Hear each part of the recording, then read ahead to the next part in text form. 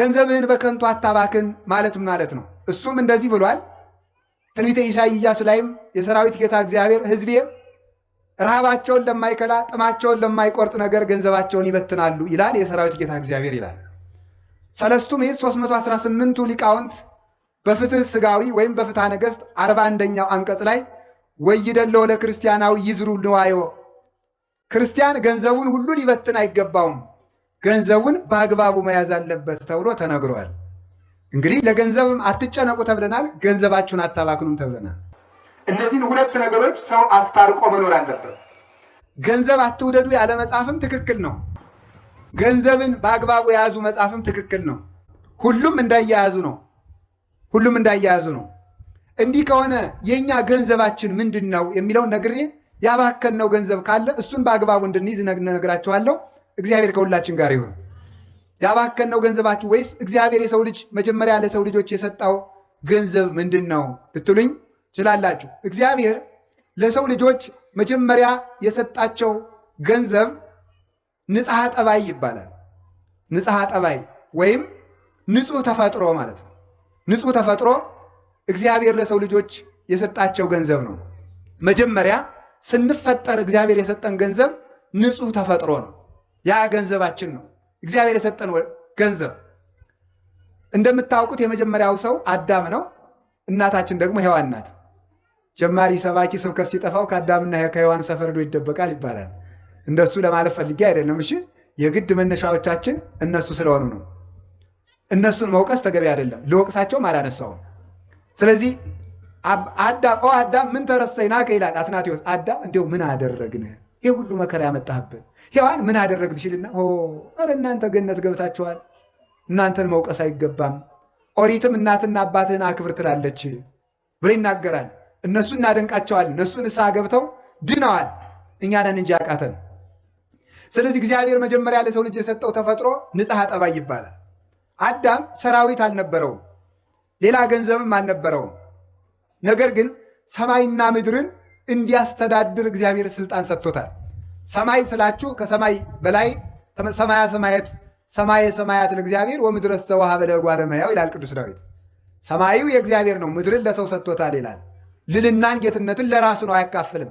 ስለዚህ ከሰማይ በላይ ያለው ቅዱሳን መላእክትን ጨምሮ እግዚአብሔር ይገዛል። በምድር ያለውን ደግሞ የሰማያዊ ወፍን፣ የምድር አራዊትን፣ ዕፀውን ወይም እጽዋቱን፣ አዝሪቱን፣ አትክልቱን፣ ምድርን በጠቅላላ ባሕሩን፣ ነፋሱን፣ እነዚህን ሁሉ ደመናውን፣ ፀሐይ፣ ጨረቃ፣ ከዋክብቱን አዳም በእግዚአብሔር ቸርነት እንዲገዛቸው ስልጣን ሰጥቶታል። አዳም ፀሐይን ለማስተዳደር የሚልከው ሰራዊት አልነበረውም። አዳም የአንበሳን መንጋጋ ለመለጎም ልጓም አልነበረውም። አዳም ጅብን ለመከላከል ሰይፍ አልነበረውም፣ ወይም ደግሞ ጦር አልነበረውም፣ ወይም ዝናር አልታጠቀም፣ ወይም የሰለጠነ ሰራዊት የለውም። ለአዳም ዋሻ አልነበረውም። ለአዳም ምሽግ አልነበረውም። አዳም ሰማይና ምድርን ግን ይገዛ ነበር። አዳም ወፍን ይገዛ ነበር። አዳም ክንፍ የለውም፣ ንስርን ግን ይገዛው ነበረ። አዳም ክንፍ የለውም፣ ርግብን ይገዛት ነበረ። የሰማይ ወፎችን ይገዛል። አዳም ምድራዊ ነው፣ ፀሐይ፣ ጨረቃ፣ ከዋክብትን ያስተዳድራል።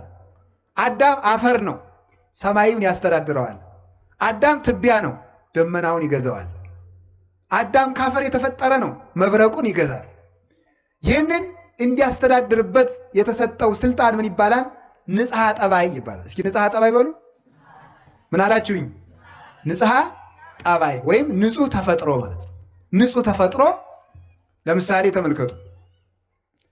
ሕፃናት እናት አባታቸውን እንደሚገዙ ታውቃላችሁ? በምንድን ነው የሚገዙት? በንጽሐ ጠባይ ነው። ሕፃናት እንግዲህ እኛ የምንበልጥ እኛ ነን። ኃያላን ሰዎች የማይደፍሩትን ሰው ልጆቹ ግን ያስጎነብሱታል፣ ያጎብጡታል። ልጆቹ ይገዙታል። እኛ ተንቀጥቅጠን ጫማውን የምንሰማውን ሰውዬ ልጁ አንገቱ ላይ ወጥቶ ሽኮኮ ይጋልበዋል ማለት ነው። በንጽሐ ጠባዩ ልጅ ነዋ፣ ተወዳጅ ነው፣ ይወደዳል። ንጽሐ ጠባይ ኃይል ያለው ነው። አዳም አይቆፍርም ነበረ፣ አያርስም፣ አይወጣም፣ አይወርድም ነበረ፣ ባለጸጋ ነበር። ለአዳም ዘር አይዘራም ነበረ። አዳም ከብት አያደልብም ነበረ። አዳም ወርቅ አይቆፍርም ነበር። አዳም ብር አይሰራም ነበር።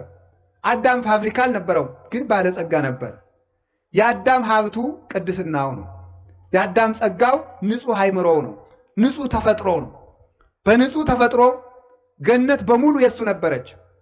በንጹሕ ተፈጥሮ አራዊት ባሪያዎቹ ነበሩ። በንጹሕ ተፈጥሮ እንስሳት ዘመዶቹ ነበሩ። እጽዋት ዘመዶቹ ነበረ። ምድር መንበሩ ነበረች ለአዳም። ሰማይ ዘውዱ ነበረች። በምኑ ሲባል በንጽህናው። በዚያ ንጽህናው አዳምን እንስሳት አራዊት እንስሳት እኮ ሄደው አዳም ወፍረናል ብላን፣ ሰብተናል አርደህ ብላን ይሉት ነበረ። እኔማ እግዚአብሔር ከአንድ ዕፀ በለስ በቀር ምን ነስቶኝ? ሁሉም ሰጥቶኛል። ሂዱ እናንተንስ እግዚአብሔር ይባርካችሁ፣ እርቡ ስቡ ብሎ መርቆ ይሰዳቸዋል። አዳም በገነት ሳለ ቀፎ አይሰቅልም ነበረ። ከዕፀ ሕይወት ስር ግን ማር ይፈልቅለት ነበር። አዳም ከብት አያረባም ነበር። ከዕፀ ሕይወት ስር ወተት ይፈልቅለት ነበረ። አዳም ኑግ አይጨምቅም፣ ዘይት ይፈልቅለታል። አዳም የወይን ተክል አይተክልም። ነገር ግን ወይም ደግሞ መትከል ብቻ አይደለም፣ ከገነት ፍሬ ለቅሞ ወይን ጠምቆ አይጠጣም ነበረ። ግን ከአንድ ዛፍ ስር ወይን ይፈልቅለት ነበረ። በንጽሐ ጠባዩ ማለት ነው። በንጽሐ ጠባዩ ቅዱሳን ሊቃውንት ይህንን አበጥረው ተርጉመውታል። ዕፀ ሕይወት የሚባል በገነት መካከል የተፈጠረ ንጉሠ እጽዋት የሆነ የእጽዋት አለቃ የሆነ ታላቅ ዕፅ አለ። ከዚያ ማር ወተት ይፈልቅለታል፣ ዘይት ይፈልቅለታል፣ ወይን ይፈልቅለታል። ይህንን ቅዱሳን ሊቃውንት ሲተረጉሙት ዕፀ ሕይወት የተባለ መስቀል ነው ብሎ ይተረጉማል። ዕፀ ሕይወት የተባለ መስቀል ነው። ከዚያ የፈለቀው ማር ኢየሱስ ክርስቶስ ነው፣ መራራውን ዓለም ያጣፈጠው። ከዚያ የፈለቀው ወተት ኢየሱስ ክርስቶስ ነው።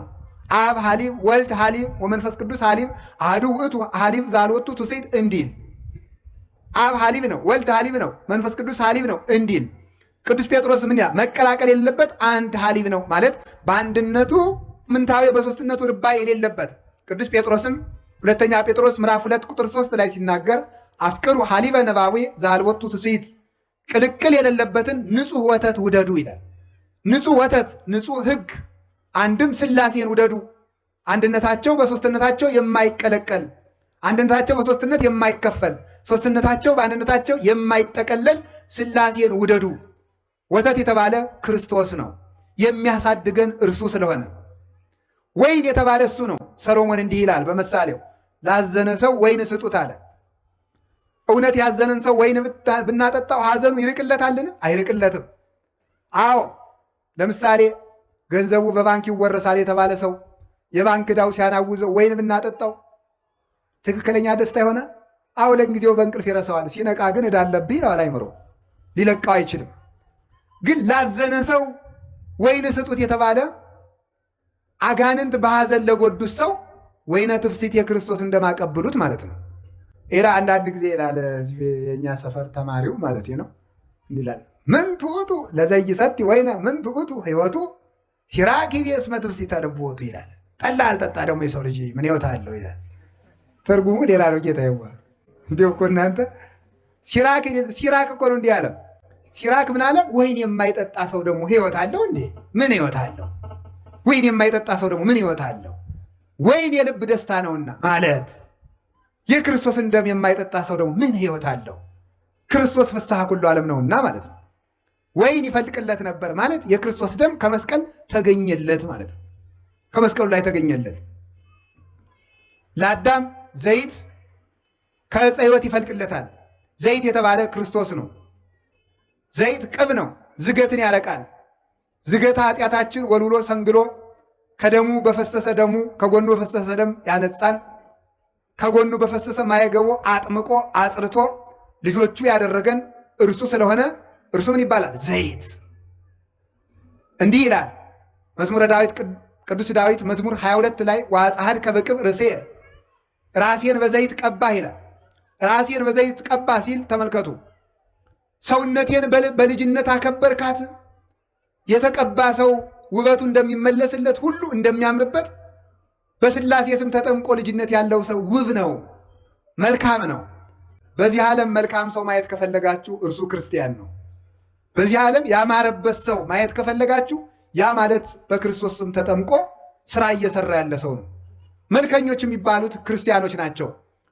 የመልከኛው የውቡ የክርስቶስ ልጆች ናቸውና እርሱ እንዲህ ተብሎ እንደተነገረለት በመጽሐፍ ይሴኒ ላህዩ እሙሉ ደጓለ እመሕያው የእርሱ ውበቱ መልኩ የክርስቶስ እኮ ነው። መዝሙር 44 ላይ የክርስቶስ መልኩ ከሰው ሁሉ መልክ ይበልጣል። ላህዩ ውበቱ ምን ማለት መሰላችሁ? ላህየ ታምራቱ ላህየ ትምህርቱ ብለው ተርጉሞታል አባቶቻችን። የታምራቱ ውበት የትምህርቱ ውበት እንደኔ የትምህርት ደረቅ ትምህርት አይደለም። ልብን የሚያለዝብ ያዘኑትን የሚያረጋጋ የተሰበሩትን የሚጠግን የጠፉትን የሚፈልግ ለደከሙት ኃይልን የሚያስጠጥቃቸው ድውያንን የሚፈውስ ሙታንን የሚቀሰቅስ ነው የክርስቶስ ትምህርት። ስለዚህ ምን ይባላል? ላህየ ትምህርቱ ያማረ ነው። አንከሩ ምህሮቶ ሳይሳፉ ወነገረ ቃሉ ወጣዕመ ነገሩ። ሶስት ነገር ነበረው ክርስቶስ ሲያስተምር፣ ሳይሳፍ የአንደበት ቅልጥፍና፣ ሞገሰ ቃል የቃሉ መፈራት መከበር ግርማ፣ ጣዕመ ነገር የአንደበቱ መጣፈጥ። እየፈጠነ ሰው የሚገርማችሁ ቸኩሎ ሲናገር ግርድፍድፍ ያደርጋል። ቸኩሎ ሲናገር ሲዘገይ ደግሞ ይለዝበታል ነገሩ። ሳይሳፍ ቀልጠፍ ቀልጠፍ ቀልጠፍ ብሎ መናገር አለበት። ሰለስቱ ምዕት ሃይማኖተ አበው ምዕራፍ 22 ላይ እንዲላሉ ለቄሱ ሲናገሩ ቄስ ማለት ይላል ወኩን በሊሃ ልሳን አንደበትህ የተሳለ ይሁን ለብላቢ አትሁን ማለት ነው። አስረግጠህ የምትናገር አስረግጠህ የምታነብ አንደበትህ የተሳለ ይሁን፣ ቀልጣፋ ሁን። ካህን እያለ ያወገብ የተሳለ ልሳን ይኖርህ። የተሳለ ልሳን ኑሮ ስትናገር ደግሞ ወበልቡና ይላሉ እዚያው ሰለስቱ ምዕት ከማስተዋል ጋር ቸኩለ ስትናገር ምስጢር እንዳትስት ሰው እንዳታሰናክር ከፍጥነት ጋር ምን ይኖርህ አለ ደግሞ መደመጥ ጣዕመ ነገር። በነገር ልባብነት ግን አይመጣም። ይሄ በተጥባበ ነገር አይመጣም፣ በቅድስና ነው ክርስቶስ። ስለዚህ ፈጥኖ እየተናገረ ኧረ ቸኮልክብን አያሰኝም፣ ይፈራል። ደግሞ እኛ ሁላችሁ አስፈርተን ስንናገር ይደርቅብናል። ምን ይገርመናል? ምን ይጎልናል? ጣዕመ ነገር። አለዝበን ስንናገር ደግሞ እናጫውታለን ስንል ደግሞ ይበላሽብናል። እንዲያው ሰው እየተበላሽ ባያ እንደው ዝባዝንኪ ሆኖ ይባላል ደግሞ ማለት ነው። ሞገሰ ቃል ደግሞ ይጎለናል፣ ክብር ይጎለዋል፣ ወርደን እንገኛለን ማለት ነው። ክርስቶስ ግን ሶስቱን ያካትት ነበረ። ላህየ ትምህርት አለው፣ ላህየ ታምራት አለው። አዝኖ ይፈውሳል፣ አዝኖ ያስነሳል፣ አዝኖ ያመሳል ማለት ይመግባል፣ አዝኖ ያስተምራል። የቻለውን ሁሉ አይናገርም፣ ያወቀውን ሁሉ አያስተምርም። አዝኖ ነበር የሚያስተምረው። ለማይነገረው አይነገርም። ሐዋርያት አንድ ቀን ሰብስቦ እንዲህ አላቸው። አንድ ትልቅ ምስጢር ሊነግራቸው ፈልጎ በዚያ ሰዓት ግን ያንን መሸከም የሚችል ጆሮ እንደሌላቸው አየና ወብየ ብዙ ነገር ዘነግረክሙ ብዙ የምነግራችሁ ነገር ነበረኝ ወባይቱ ኢትክሉ ይእዜ ጸዊሮቶ ነገር ግን ዛሬ ልትሸከሙት አትችሉም አለ። ጊዜ እያየ ነበር የሚያስተምር። ያወቀው ሁሉ አይዘረግፍም ነበረ። አዛኝ መምህር ነው። ይህን ይዘው ሊቃውንቱ ደግ መምህር፣ ደግ ሐኪም፣ ደግ እረኛ ይሉታል። ደግ አባት ይሉታል። ደግ እረኛ በጎዳለበት ይሄዳል። ክርስቶስም እኛ ወዳለንበት መጣ። ደግ ሐኪም ከቤት ሄዶ ያክማል። ክርስቶስም በቤታችን መጥቶ አዳነን። ደግ መምህር ካሉበት ሄዶ ያስተምራል። ክርስቶስም ወዳለንበት መጥቶ አስተማረን። ደግ ንጉሥ የግዛቱን መጎዳት ወርዶ ያያል ከዙፋኑ። ክርስቶስም ደግ ንጉሥ ነውና ከመንበሩ ከሰማይ መንበሩ መጥቶ እኛን ጉዳታችን አይቶ መልሶ በመንበሩ ላይ አነገሰን ማለት ነው። ስለዚህ ጌታችን ኢየሱስ ክርስቶስ የውበት ምንጭ ስለሆነ ላህይ ይባላል። ስለዚህ መስቀል የልጅነት ምንጫችን፣ የጥማት መቁረጫችን፣ የውበታችን ምንጭ፣ ማደጊያችን፣ የምናድግበት ወተት የፈለቀበት ሐዘናችን የሚርቅበት ወይን የፈለቀበት ነውና ዕፀ ሕይወት። አዳም ከዚህ ዕፀ ሕይወት ስር እነዚህ አራት ነገሮች ይፈልቁለት ነበር። ስለምን? በንጽህናው፣ በቅድስናው፣ በንጽሐ ጠባዩ። ያንን ጠባዩን አበላሸው። ገንዘብህን በከንቱ አትበትን ማለቱን ማለት መሰላችሁ? ንጽህናህን በከንቱ አትጣል ማለት ነው። እስኪ በሉ ሁላችሁ ንጽህናህን በሉ። በምን አትጣል? በከንቱ አትጣል። ንጽህና ብቻዋን ነበረች አዳምን አንግሳው የምትኖር። ንጽህናን ምን አጎደላ ስትሉ፣ ስግብግብነት፣ አልጠግብ ባይነት ንጽህናን አጎደለ። ከዚያስ ድሮ እኮ ሰውና አንበሳ ጠበኛ አልነበሩም። አንበሳ ሂዶ የአዳምን እግር ይሊስ ነበር። ሰውና ጅብ ጠበኛ አልነበሩ። ሰውና ነምር ጠበኛ አልነበሩ። ሰውና እባብ፣ ሰውና ዘንዶ ጠበኛ አልነበሩ። ሰውና አይጥ፣ ድመት፣ ጉርጥ ጠበኛ አልነበሩ። ሰላማውያን ነበሩ። በማን አማካኝነት? በንጽህና አማካኝነት። የአዳም ንጽህና ሲጎል ግን ምን ሆነ? ጅብም አዳምን እበላለሁ ማለት፣ እባብም እነድፋለሁ ማለት፣ ዘንዶም እውጣለሁ ማለት፣ ነምርም በጥፍሬ እዋጋለሁ ማለት። ንጽህና ሲጎድል ወዳጆቻችን ሁሉ ጠላት ይሆናሉ፣ ከአጠገባችን ይሸሻሉ። የኃጢአት ችግሩ አንደኛ እግዚአብሔርን፣ ሁለተኛ ወዳጅን፣ ሶስተኛ ራስን ያሳጣል ይላል ሊቅ። አንደኛ ማንን ያሳጣል? እግዚአብሔርን። ሁለተኛ ማንን ያሳጣል? ራስን። ሶስተኛ ማንን ያሳጣል? ወዳጅን ያሳጣል። አዳም ንጽህና ሲጎለው የእግዚአብሔር ክብር ከሱ ላይ ጎደለ። ሲጎለው ራቁቱን ተገፈፈ፣ በገዛ እጁ ተሰደደ። ኃጢአት ያሰድዳል፣ እርኩሰት ያሰድዳል፣ ንጽህና ያነግሳል። ከዚያ አስተመልከቱ፣ አዳም ማንን አጣ? ንጽህናውን ሲያጣ ራሱን አጣ። ራሱን አጣ ማለት ነው። አዳም ሆይ የሞት ሞት ሙት ተብሎ ተፈረደበት። በሞት ራሱን ያጣ ንጽህናውን ሲያጣ ነው። ንጽህና ራስን ያሳጣል። ሶስተኛ ማንን ያሳጣል? ወዳጅን ሁሉ ያሳጣል። የገዛ ሚስቱ ወዳጁና ጠላት ሆነችበት፣ ጠላት። እንኳንስ ከብቶች፣ እንኳንስ ላሞች፣ እንኳንስ አንበሶች፣ እንኳንስ ነምሮች ይቅርና መሬት ራሷ ለአዳም ጠላት ሆና ተነሳችበት። በዚህ ትደነቃላችሁን? የገዛ ሰውነቱ ለአዳም ጠላት ሆነበት። ምን አበቀለበት? እሾህ። ኦሪት ዘፍጥረት ምዕራፍ 3 ቁጥር 17 ላይ እግዚአብሔር ምን አለው? ተብቀልቱ ብላ በአፈ ገጽከ ለታብቁል ምድር ሶከ ወአሜከላ በእንቲአከ፣ ምድር በአንተ ምክንያት እሾህ ታብቅል አለው። እሾህ ታብቅል። እጽዋት ከአዳም ስህተት አስቀድሞ እሾህ አልነበረባቸውም። አጋፍ፣ ኩርንችት፣ ግራር የሚባል እሾህ የለም። የአዳም እርግማን ከእጽዋት ላይ እሾህን አበቀለ። በሰሙ በወድቁ የአዳም ሰውነት በሽታ አበቀለ፣ ደዌ አበቀለ። ከዚያ በኋላስ ደግሞ ክፉ ሕሊናን አበቀለበት። ፍቶታት፣ እኩያት፣ ኃጣው፣ እርኩሳት ሰለጠኑበት። ስለዚህ ኃጢአት ይላሉ ሊቃውንት 4 አይነት ሞት ያመጣል ይላሉ። የመንፈስ ሞት፣ የሥጋ ሞት፣ የሕሊና ሞት እና የዘላለም ሞት። 4 ሞቶችን ይወልዳል። ማን? ኃጢአት። ንጽህና ደግሞ ከነዚህ ነው። የሥጋ ሕይወት፣ የነፍስ ሕይወት፣ የሕሊና ሕይወት፣ የዘላለም ሕይወት ማን ይሰጣል? ንጽህና። የሥጋ ሞት መቀሰፍ ነው፣ ያለ ዕድሜ መሞት ነው። አዳም በ935 ዓመቱ 30 ዓመቱ እንዲሞት እግዚአብሔር አልፈቀደም ነበር። ዘላለም እንዲኖር ነበረ ዕድሜው። ዕድሜው የተቆረጠ በንጽህና ጉድለት ነው። ቅስፈት የሚመጣ በንጽህና ነው። ንጽህና ሲጎል ቅስፈት ይመጣል። የሰው ዕድሜው ዛሬ ቢበዛ ስንት ነው? 70 ወይም 80።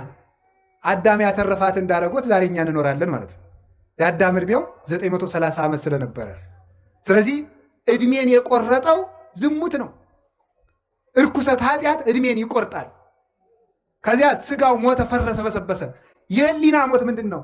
ቀቢጸ ተስፋ፣ ብቸኝነት፣ ብሶት፣ ኃጢአት በሕሊና መውጠት፣ መውረድ፣ መታወክ፣ ሰላም ማጣት፣ እየበሉ መራብ፣ ለብሶ መብረድ፣ ከሰው መሃል ሆኖ ብቸኝነት፣ ተሹሞ ሽረት፣ ውርደት፣ ድካም፣ ምንም እርካታ ቢስ መሆን፣ ደስታን ማጣት፣ ስደተኛ መሆን፣ ከቤት ውስጥ ተቀምጦ መቅበዝበዝ፣ ሀገር ባለበት ከተማ መሃል ተቀምጦ ሰው ሁሉ ሙቶ አልቆ እኛ ብቻችን የቀረን እስኪመስለን ድረስ የብቸኝነት ስሜት መኖር፣ ምድር መጥበብ፣ የት ልሂድ ማሰኘት።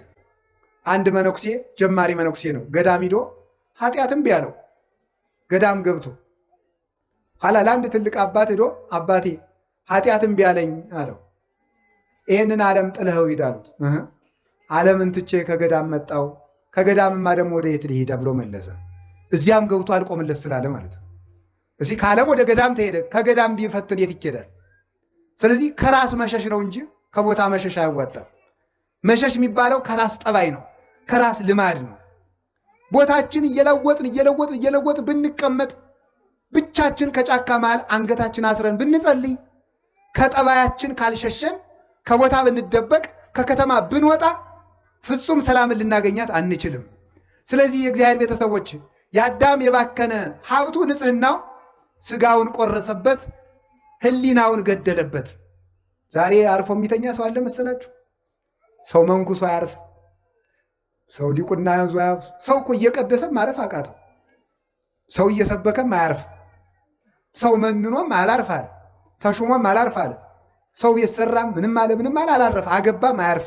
አይኑ ዞር ዞር ዞር ማለት ሰው አላርፍ አለ። የሚያሳርፍ ንጽህና እንጂ ህሊና ሲነጻ ዓለም ሁሉ የእናንተ ነው። ቅዱስ ህሊና ካላችሁ ዓለም ሁሉ የእናንተ ነው። ብዙ ነገር ሞልቷችሁ የተልከሰከሰ ህሊና ከሚኖራችሁ ምንም የሌላችሁ ንጹህ ህሊና ያድርጋችሁ መድኃኒዓለም። ንጹህ ህሊና ያለው ሰው ባለጸጋ ነው እያልኳችሁ፣ በዓለም ላይ ያለ ፍጹም ባለጸጋ ያንን የሚጠብቅበት ስርዓት አለው። እኔ ችግር ዝርዝር ትቻችሁ አልሄድም፣ መፍትሄውን ነግራችኋለሁ። ንጽህና ሲጎል የምን ሞት ይመጣል? አንደኛ የስጋ ሞት በሉ እንጂ የምን እርግጠኛ ሆኜ ልንገራችሁ አንድ ነገር፣ የሚሞቱ ሰዎች የበዙትና ሀገራችን የምትታመሰው በክፉ ሰዎች ነገር መጎንጎን አይደለም፣ በእኛ መርከስ ነው። እኛ ንጹህ ከሆን ክፉ የሚመክሩ ሰዎችን ምክር ማን ያደርገዋል? እግዚአብሔር ይሽረዋል። ጠቢብ ውእቱ ዘያረስ ምክረ መካሪያን ተባ ውእቱ ዘያደቅቅ ይላል። ተመልከቱ፣ መዝራዕተ ኃያላን ይላል ኤጲፋንዮስ በቅዳሴው። የመካሪዎችን ምክር የሚያሽር የሚሽር የሚያስረሳ እግዚአብሔር ጥበበኛ ነው። ምክርን የሚሽር ኃይልን የሚያደቅ ነው። የጎደለን ምንድን ነው ካልኳችሁ ንጽህና። እግዚአብሔር የትም ቦታ ንጽህና አጥቶሃል ነው የምላችሁ። ንጹህ ከሆን እግዚአብሔር የሰው ችግር የለበትም። እግዚአብሔር በሰራዊት አይዋጋም። እግዚአብሔር ዝምታውም ውጊያ ነው። ግን ቅድስና ይሞላል። ህሊናችን ሙቷል። አሁን እኮ ዝም ብሎ ተስፋ ቁርጥ ያደርግ እኮ ነው ዝም ብሎ ማለት ነው። መንግስተ ሰማያትን ማን አይቶት ብለህ ነው ይላል። በቃ ምንም መብላት፣ በቃ መተኛት፣ ምንም። አሁን ደግሞ ትንሽ ሀብት ያለው ሰው ምን እንደሚል ንገራቸው። ትንሽ ሀብት ያጠራቀመ ሰው እሳ አባቱ እንደው ትንሽ እንደ መኪናም እንደ ፎቅም እንደው የሞካከረ ሰው የድንጋይ ጥርቅም እኮ ነው እኮ። እዛ ሰብስቦ ፈልጌ ሲሉት አባ ጊዜ የለኝም፣ በጣም ብዙ ድርጅት ነው ማኔጅ የማደርገውና የሚያዙኝ ነገር ካለ ብቻ ይደውሉልኝ፣ ስንት ብር ነው የሚፈልጉት ይላል። ብሩን ወርወር አድርጎ ስራውን እየሰራ ሊሞት ማለት ነው። እኔ ብዙ ሰው እታወሳለሁ፣ እታዘባለሁ። ማምላክ ብዙ ሰው እዚህ መጥተው አይማሩ፣ ትንሽ ሀብት ነካ ካረጋቸው አይማሩ። ብቻ የሚያዙኝን ይንገሩኝ፣ እሱም ብቻ ይንገሩ፣ ዝም ብሎ ችግር የለም። ቆይ ሰባኪው ምንድነው የፈለገው? ምንድነው ዝም ቤተክርስቲያን ስሩ ነው? አካውንታችሁ ንገሩ፣ ምንድነው የምትፈልጉት? እሱም ብቻ ለምን አትነግሩኝም ይላል። ቃለ እግዚአብሔር ጌታ ይዋ እኛ አንተን ቆርቆሮ አይደለም የፈለግነው፣ እኛ የፈለግነው ህሊናህን ነው። እግዚአብሔር የሞተለት አካል ነው ያለ። እኛ የምንፈልገው እናንተን ነው፣ የእናንተን ሻማ። አሁን ጠዋት 21 ሺህ ብር ሰጣችሁ እኔ ያለውን ሰጣችሁታል። እኔ ገንዘቡን አይደለም የናኩት። ስትፈልጉ 21 ቢሊየን ስጡ፣ ምንም ትርጉም የለውም። ገንዘባችሁ አያጸድቃችሁም። የሚያጸድቃችሁ ንጽህናችሁ ነው። መጀመሪያ ራሳችሁ ተስተካከሉ። ካልሆነ ግን ኃጢአት እየሰራ ለእግዚአብሔር 100 ሺህ ብር ሰርቃ 50 ሺህ ብር ስላመጣ እግዚአብሔር በጉቦ ሊምርህ ነው። እንደዚህ ያለ ነገር የለም። እግዚአብሔር የሚያየው መጀመሪያ ንጽህና ነው። የእግዚአብሔር የዓይኑ ማረፊያ ንጽህና ነው። እግዚአብሔር የሚያየው ወደ እሱ ነው። የህሊና ሞት በአዳም ላይ መጣበት። ከዚያስ ምን መጣበት? የነፍስ ሞት። ነፍሱ ጨለመችበት። ሞታ ለነፍስ ሪቅም እግዚአብሔር። የነፍስ ሞቷ ከእግዚአብሔር መራቋ ነው። መጨረሻ ላይ ዘላለም ሞት ነገሰበት በአዳም። ንጹህ ስትሆኑሳ አካላችሁ በሙሉ ከኃጢአት ንጹህ ሲሆንሳ ምን ታገኛላችሁ? ስጋችሁ ያለ ጊዜው አይሞትም። ህሊናችሁ ልዑል ነው። ህሊናችሁ ትልቅ ነገር ያስባል። እዩትማ በሞቴ ኃጢአት ሰርታችሁ ባደራችሁ ቀን እኮ እቅዳችሁ በሙሉ ክስር እኮ ነው የሚለው። የ40 ዓመቱ እቅድ የ30 ዓመቱ እቅድ ኤዲያ ተውኝ ባካችሁ፣ ክስር ነው የሚለው፣ ድምስስ ነው የሚለው። ህሊና ነዋ ዋናው። ሰው እኮ ይህን አደርጋለሁ ከዛሬ በኋላ የሚቀጥሉ ሳምንት አስቀድሳለሁ፣ እጸልያለሁ፣ ከዛሬ በኋላ እጾማለሁ ይልና ሰኞ በዝሙት ተሰናክሎ ካደረ ያ ሁሉ ይከስራል፣ አጣጥፎ ይተኛል። ለምን? ዲያብሎስ ደግሞ እንዲህ ብለህ ብትጸልይ አታፍርም ይለዋል። እዚያ ኋላ ሄደ። አጋንንት ስርዓት አላቸው። መጀመሪያ ጸሎት የማቋረጥ ሰይጣን አለ። ጸሎት የማቋረጥ ሰይጣን ለዝሙት ሰይጣን ያስረክባል። የዝሙት ሰይጣን ለተስፋ መቁረጥ ሰይጣን ያስረክባል። እንዲህ እያለ ነው ሰው የሚጠፋው ማለት ነው። መጀመሪያ ጸሎቱን ያስቋርጠዋል። ኃያልን ሰው ካሰሩ በኋላ ሀብቱን መዝረፍ እንደማይቸግረው የጸሎት እጅግሩን ካሰረ ጸጋውን መግፈፍ አይቸግረውም። ከዚያ በኋላ በዝሙት ይጥለዋል። ከጣለው በኋላ ተስፋ ያስቆርጠዋል። እንዲህ ብለህ ብትመለስ እግዚአብሔር የሚምርህ አይምሰል ይለዋል። ተሸንፎ ከዚያ በኋላ በሰንሰለት እንደሚጎተት ውሻ እጅግሩን ለዲያብሎስ አስረክቦ የኃጢአት ባሪያ ሆኖ ይኖራል። ከዚያ ቀና የምንለው ተስፋችንን በመቀጠል ነው። ወገኖቼ ከኃጢአት ሞት እግዚአብሔር ይሰውረን።